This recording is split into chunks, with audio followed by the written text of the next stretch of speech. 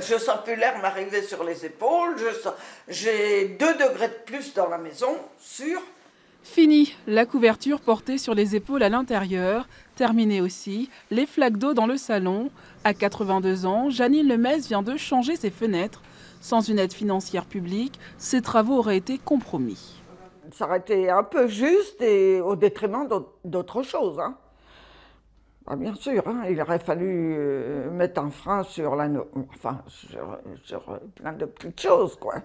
Cette propriétaire va faire une économie de 300 à 400 € par an, selon les calculs de l'association chargée de déposer les demandes.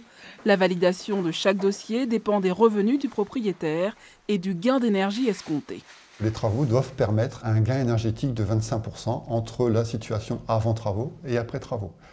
Et donc, dans ce cadre, l'ANA attribue une aide de 35 ou 50% du montant des travaux. L'ANA, l'Agence nationale de l'habitat, propose plusieurs subventions permettant d'améliorer le confort des habitations. Pour la mairie de Fécamp, faciliter l'obtention de ces aides remplit ainsi un triple objectif.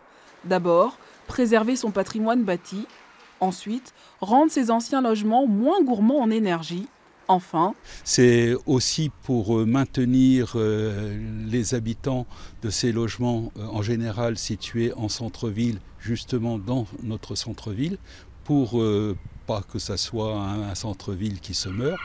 L'opération programmée de l'amélioration de l'habitat à Fécamp est relancée jusqu'en 2023.